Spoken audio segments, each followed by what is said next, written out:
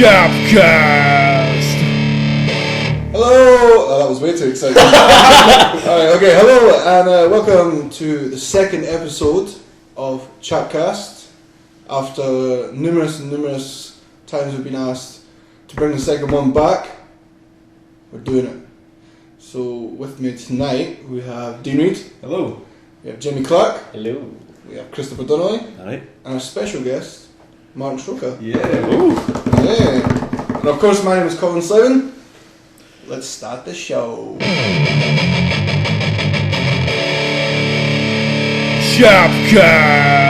ChapCast! Okay, it seems that last week we sort of started a trend of using sort of weird news, Okay. because it's a little wacky that way. Mm-hmm. So I've been scouring the interwebs, looking for some interesting news, and there's none to be had. So in lieu of that, I've got a couple of things. There is no news. This is in, there is none news now. Today, thank you, goodbye. So the first thing I wanted to bring up was one of the first things I noticed on the, this is from the Metro website. US man shoots his head with 9 centimetre nail, gets stuck in brain, doesn't notice. Happens to everyone. Exactly. Happens to everyone. We've all been there. Right. First thing that comes to my mind is Richard Keel and Happy Gilmore. Comes out next week.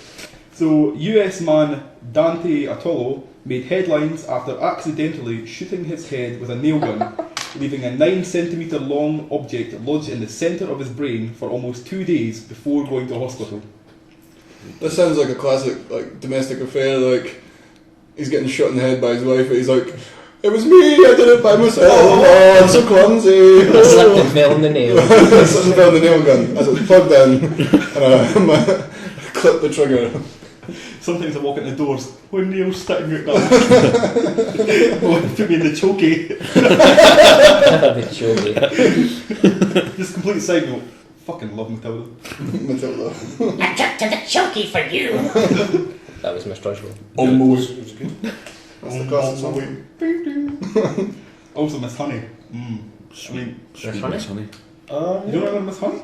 Oh, the blonde Oh, one. the teacher. Well, you're saying, Miss Honey. Like, now I'm like, Miss Aye. Honey. But back At then, the time. when you were 6, you're like, When you were When you were 6, you got popped up in there.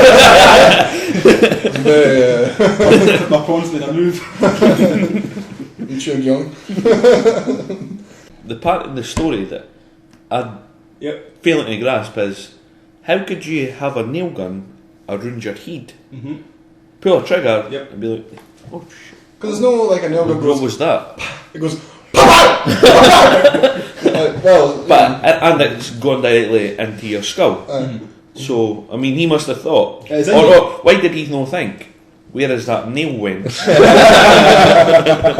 But Dante looks too proud. He's like, oh, next I knew it was just in me. What am I like? Can't tuck me in there. Says Dante Camp Aberdonian. wait, did he say that? Alright.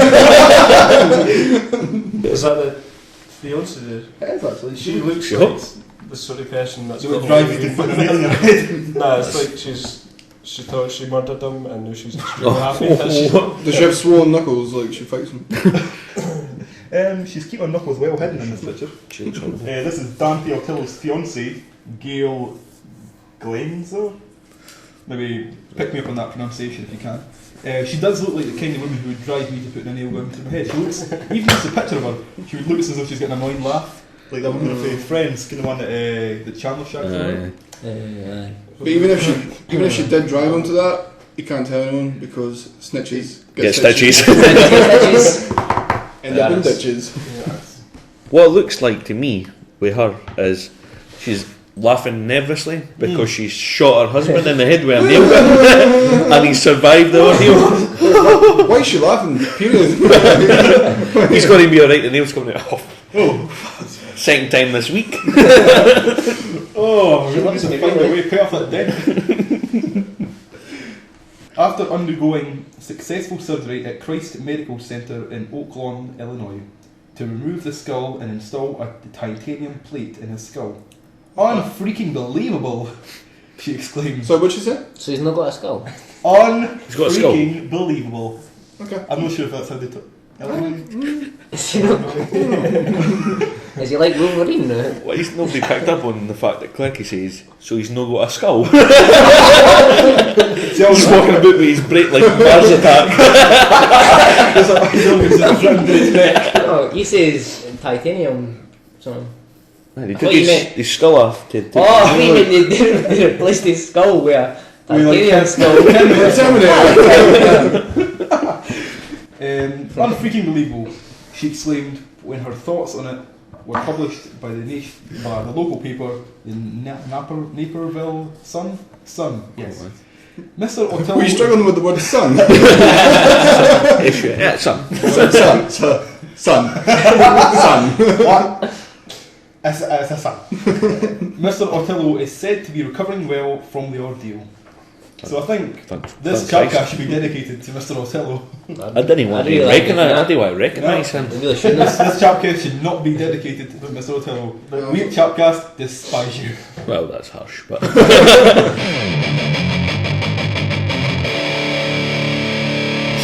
ChapCast!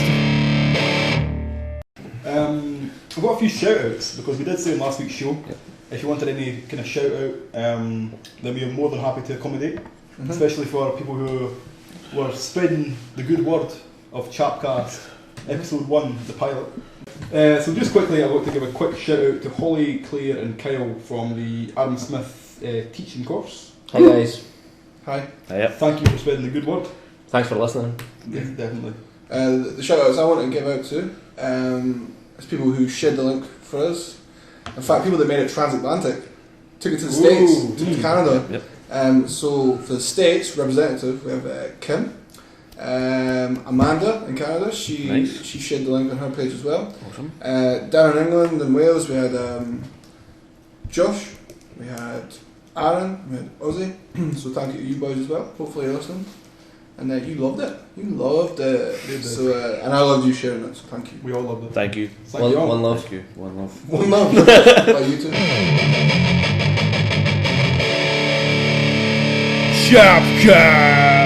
ChapCast! Would you rather brutally murder your family or be part of the human centipede?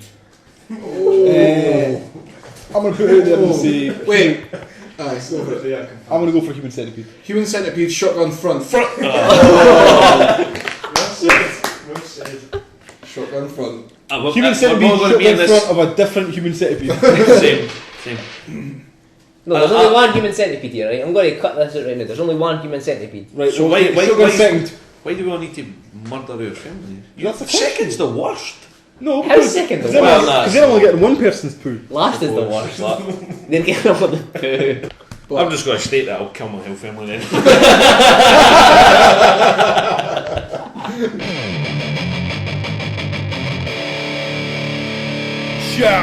ChapCast! So, we're going to be talking about weird things found in airport security. Bum bum Oh. bum. Airport security. So if we bum holes to Yep, airports, is right? it things have been found, I'm right? quite disappointed now. Shut up. I would have preferred bumhole findings. Me too, but that kind of thing is not found. So, Oh. Bum hole finding. we've got 15 here. I'm not going to give the whole list. I might post the list on the Chapel Facebook page. Coming in at number 14, 50 orchids were only the first find by LAX security when they searched passenger Robert John Cusack. John Cusack. Robert John Cusack. John Cusack. John Cusack, on his way back from Indonesia in 2005. Upon opening Cusack's bag, security inadvertently released 4 rare birds into the airport terminal. When asked if he was carrying anything else, Cusack admitted to having a monkey in his pants. A metaphor or? I would like to think so, but unfortunately there is a picture of some monkeys up in his trousers here, so Aww. it looks kind of endearing there, doesn't it? It's a bit... You're probably That's how very... you lose you, eh? Oh, You want to touch it? number 6 on our list is a camel costume. I've not read it yet, but I'm struggling to see what could be illegal about transporting a camel I costume. love a camel costume.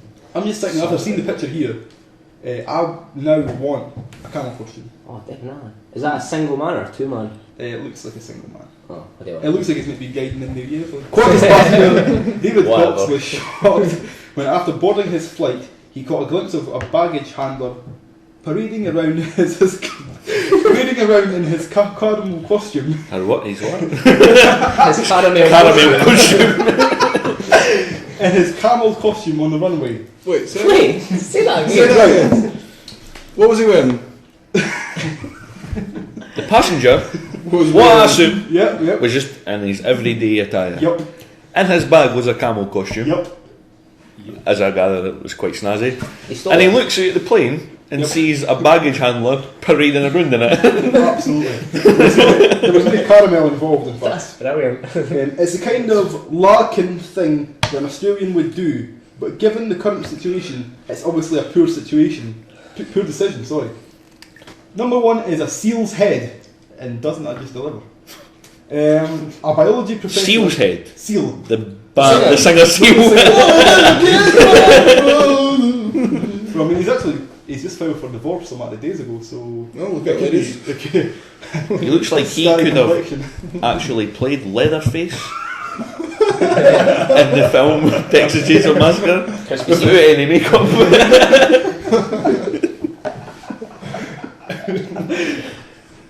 So we should definitely post a photo of Seal on the Facebook page, just in case anybody's wondering, who the fuck's Seal? I think basically Colin's Sterling. I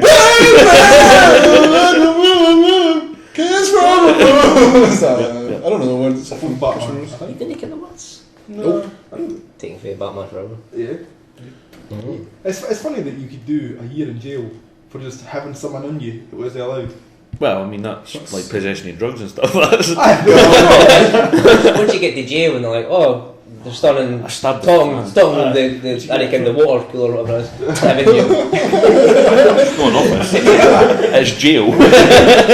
What are you in for? Oh, I'm a drug mule. And what are you in for? Oh, I'm Drug mule.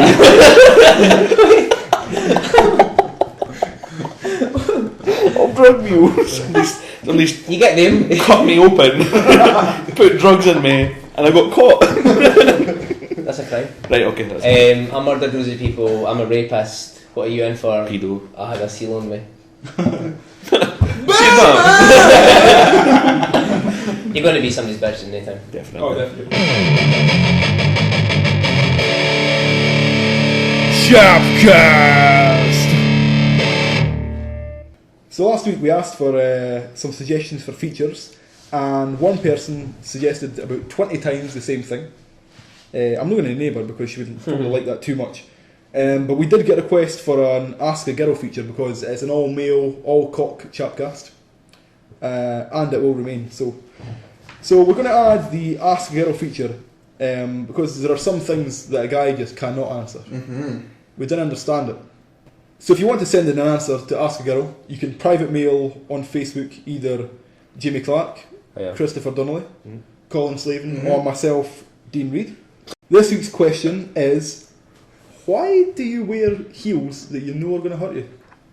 Why? That- Every time we go out on Saturday night, I see girls everywhere, and such as people we know, girls everywhere. In America, in Canada, in England, in Wales, in Northern Ireland, everywhere, they're all wearing shoes that hurt their feet. Why do you do it? Or they buy the shoes, wear them for 5 minutes, and then take them off and walk barefoot. And they go, why did you buy the shoes that are too deep? Why, why purposely buy shoes Aye. that That you hurt know you. are going to hurt your They're feet? expensive and you're not going to wear. Okay, so once again, girls, if you can get in touch and we can clarify to the world, we will be reading out your responses on air, and we can clarify to the world what the fuck has gotten into you.